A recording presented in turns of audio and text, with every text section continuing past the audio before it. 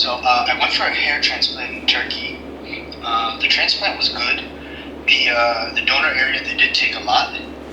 I went for a beard as well. I already had a beard. They just filled in a little bit more here and here, and then here as well, right?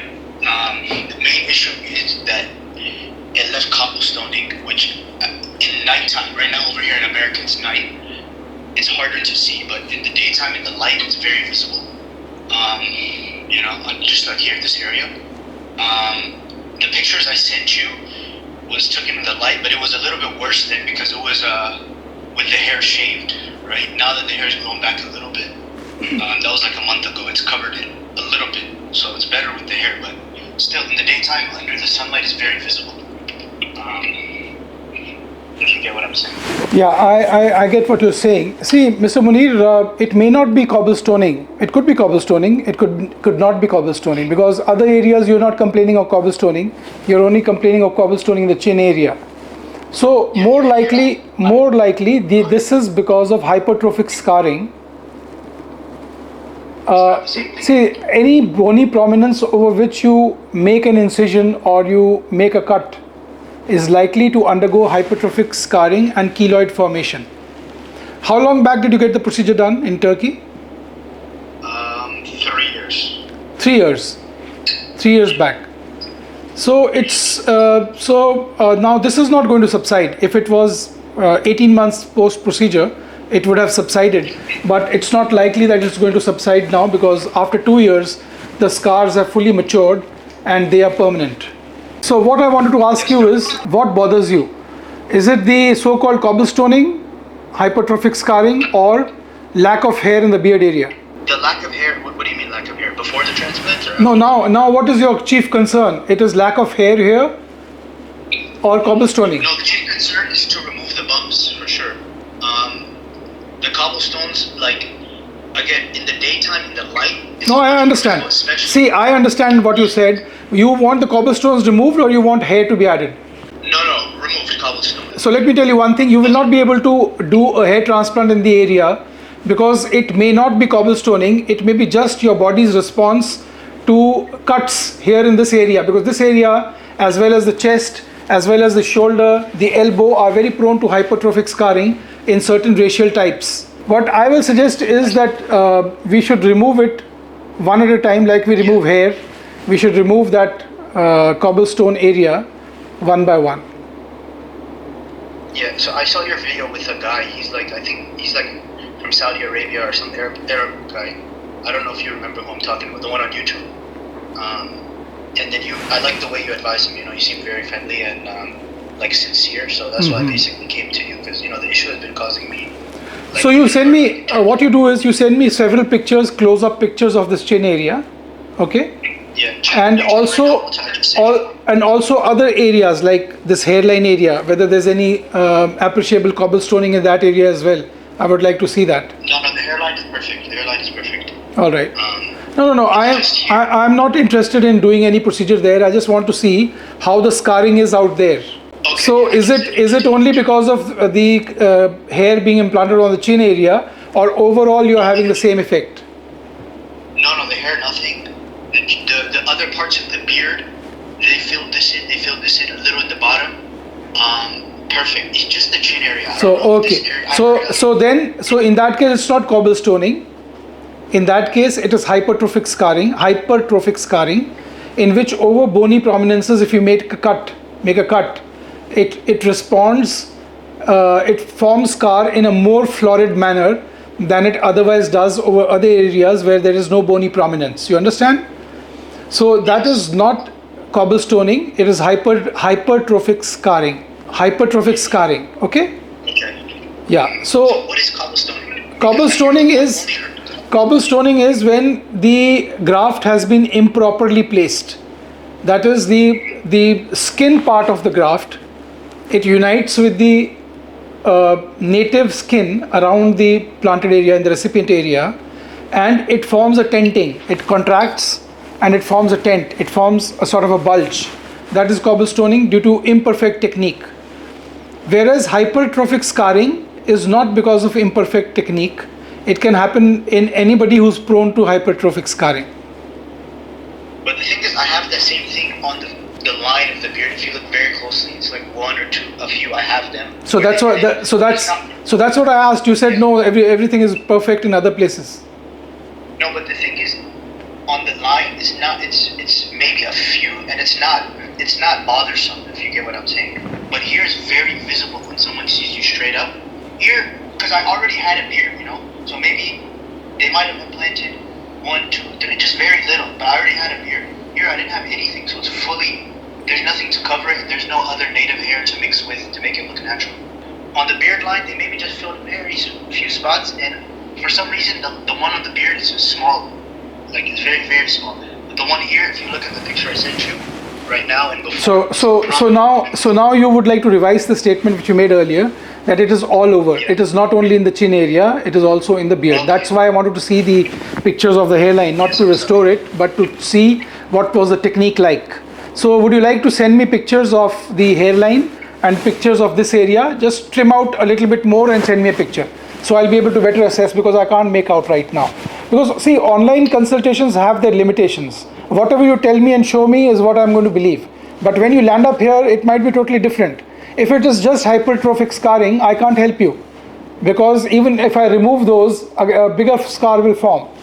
You understand? What if it's cobblestone? Because I went to Turkey, so they do I don't think the doctor did it. And I heard if you use multi-graft, I consulted with another doctor. He said most likely they use multi-graft. See, multi-grafts, you have to differentiate. Multi-grafts is one thing, cobblestoning is completely another, and hypertrophic scarring is totally a different thing. So we are not talking about multi-grafts. Multi-grafts is a different thing. Multi-grafts is not cobblestoning. Cobblestoning is when there is tenting of skin. The skin stands up like this, and when there is a shadow cast in the sun, there is a shadow of a triangular shadow which is cast on the skin, which you are complaining of. And that can also happen in hypertrophic scarring, in which the skin goes up because healing is more florid. It is more the body forms more scar tissue. Okay, these are very, very different things. So I will suggest that you shave part of your beard and shave part of your hairline and send me a picture. Otherwise you will come all the way and I will say that I can't do anything because this is merely only hypertrophic scarring. If it's just hypertrophic scarring, okay, then if it is cobblestoning, if it is cobblestoning, we will remove those parts where it's cobblestoned, where the skin is in excess. We can remove that. Okay, and then let body heal normally, but the hair will also be removed permanently. So there's no way to keep the hair or reimplant it, because with the hair there it kind of covers it and it looks better. Cobblestoning cannot be removed without removing hair. You can undergo, if you want that, you can go the route of carbon dioxide laser, but you must remember that carbon dioxide laser in darker skin types like yours and mine can cause hyperpigmentation, darkening of the skin. Please discuss it with your laser doctor. He'll be able to advise you better. Okay? So yours is not a simple solution. It's a complex situation. Okay, what about plasma pen? Have you heard of that? Plasma therapy for cobblestoning? It's called plasma pen. It's it's a pen that... Okay, plasma pen. No, plasma pen is not an invasive procedure. Plasma pen is not going to do anything. Either it's going to be carbon dioxide laser or ablation, skin ablation with carbon dioxide laser, or ablation or removal of the tented part of the cobblestone using punch, using FUE technique. Plasma pen is not going to help you in any way. Okay, because the video I saw with the Arab guy, I think you said you can remove it and reimplant singles, something like that. Yes, we can reimplant singles after 6 months are over. But if it is not cobblestoning, if it is hypertrophic scarring, we will again land up with a problem. So yours is not a simple solution, because tell me. Sorry. Tell me. Yeah. So can you come and show? I think if you come and show, we'll be able to give you a better opinion. Like this, very difficult to give an opinion. This is a very complicated case. No, I will definitely come for sure. I just have to see, because I'm in America, so it's a bit of a long flight, but I will come soon for sure. And I'll send you better pictures as well. Yeah. It's just if I do come, and if it is cobblestoning, I want to have the money ready so I can at least do something. Yeah, cobblestoning. If it is cobblestoning, I can do good justice to it, and I can also remove the multi-hair grafts and plant single hair graft in place. These are the two things I can do. But if it is hypertrophic scarring, that is formation, the body forms excess scar tissue, then I will not be able to do anything. Then I think lasers, you can try lasers, but discuss with the doctor. It should not cause darkening of skin, which will look bad. Okay? Okay, sir. Just 5 more minutes. I'm sorry to hold you so long. I just saw in the video, you also said dermaplaning and derma abrasion. In your opinion, if it's cobblestoning, what's the best? Because I don't want to like come back and forth too much, so maybe only 2 times. So better than dermaplaning is carbon dioxide laser. So better than dermabrasion or planing? Carbon dioxide CO2 laser. Yeah, CO2 laser. And if, by using CO2 laser, you will be able, or you will also be able to preserve your hair, but your multi-hair grafts will not be removed. Does that affect the look, like the multi-hair graft? Yeah, if you have multi-hair grafts, which you say you have, and that if you ascribe multi-hair grafts to cobblestoning, carbon dioxide lasers are not going to remove that. Yeah, so the hair itself looks fine. It's just the bumps. I thought the reason for the bumps was because multi-hair graft, or they didn't remove the skin, like the graft, they didn't trim down the skin or something like that. Okay. You get what I'm saying? So you send me more pictures and we'll discuss this further.